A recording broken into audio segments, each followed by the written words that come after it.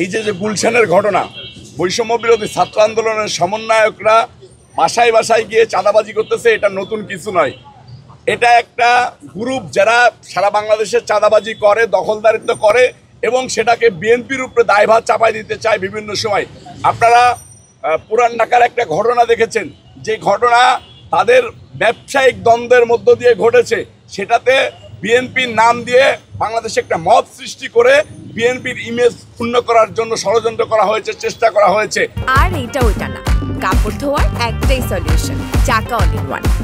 আপনারা দেখেছেন একটা মিথ্যা ঘটনাকে সামনে এনে বিএনপিকে দায় চাপিয়ে দেওয়া হয়েছে, কিন্তু এরকম গুলশানের মতো একটা সোসাইটিতে বাসার ভিতরে গিয়ে চাঁদাবাজি করতেছে, সেটা নিয়ে কিন্তু অন্য কোনো দল কখনোই কোনো কথা বলতেছে না।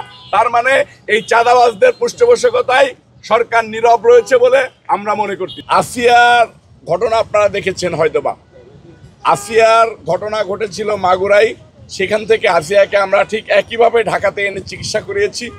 আমরা তখন দেখেছি আসিয়ার বেলায় যে যখন বিএনপির ভারপ্রাপ্ত চেয়ারম্যান জনাব তারেক রহমান সাহেব চিকিৎসার দায়িত্ব নিয়েছিলেন, চিকিৎসা করিয়েছিলেন, তখন বিভিন্ন দলের নেতারা গিয়ে ফটো সেশন করেছিলেন।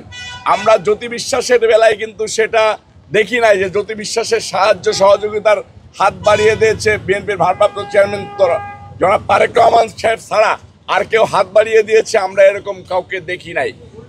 রাজনীতি হোক মানবতার সেবায়, রাজনীতি হোক সাধারণ মানুষের জন্য, রাজনীতি হোক মানুষকে ভালো রাখার জন্য, রাজনীতি না হোক ফটো সেশনের জন্য। আমরা সেটা চাই। আমরা চাই যে জ্যোতি বিশ্বাস বাড়িতে যাচ্ছে, তার পরিবারের সম্পূর্ণ নিরাপত্তা দিক প্রশাসন, যেরকম জ্যোতি বিশ্বাসের পাশে দাঁড়িয়েছিল মাগুরা প্রশাসন। মাগুরা শুধু পুলিশ প্রশাসনই জ্যোতি বিশ্বাসের পাশে দাঁড়িয়েছে, আর কোনো প্রশাসন কিন্তু জ্যোতি বিশ্বাসের পাশে দাঁড়ায় নাই। একবারের জন্যও কোনো সংস্থার লোক জ্যোতি বিশ্বাসের বাড়িতে যায় না, জ্যোতি বিশ্বাসের পরিবারের কোনো খোঁজখবর রাখে নাই। এটা সরকারের গাফিলতি বলে আমরা মনে করতেছি। এরকম যাতে বাংলাদেশে নিরীহ মানুষ, নিরীহ সম্প্রদায়, হিন্দু সম্প্রদায় যেন অনিরাপদ না হয়ে যায় বাংলাদেশে অনির্বাচিত সরকারের হাতে, আমরা সেইটা চাই। দেখেন, আমি প্রথমেই বলেছি বিএনপির ভারপ্রাপ্ত চেয়ারম্যান জনাব তারেক রহমান সাহেব জ্যোতি বিশ্বাসের পরিবারের পাশে ডে ওয়ান থেকে, একদম প্রথম দিন থেকে আজকে শেষ দিন পর্যন্ত বিএনপির ভারপ্রাপ্ত চেয়ারম্যান জনাব তারেক রহমান সাহেব এটার সরাসরি তত্ত্বাবধান করেছেন। বিএনপির ভারপ্রাপ্ত চেয়ারম্যান জনাব তারেক রহমান সাহেব তাদের বারবার খোঁজখবর রেখেছেন। তাদের পরিবারের যত প্রকার সহযোগিতা আরও যতদিন পর্যন্ত প্রয়োজন বিএনপির ভারপ্রাপ্ত চেয়ারম্যান জনাব তারেক রহমান সাহেব করবেন। এই পরিবারের পাশে বিএনপির ভারপ্রাপ্ত চেয়ারম্যান জনাব তারেক রহমান সাহেব ছিলেন, আছেন এবং থাকবেন ইনশাল্লাহ। আমাদের দল জনগণের দল। আমি নির্বাচন করতে চাই মাগুরা 2 আসন থেকে। আমি মাগুরা এবং মাগুরা 2 আসনের সকল মানুষকে বলেছি যে আপনাদের বিপদে আপদে আমি রবিউল ইসলাম নয়ন ভ্যানগার্ড হয়ে থাকবো বলে তাদের কাছে প্রতিশ্রুতি দিয়েছি।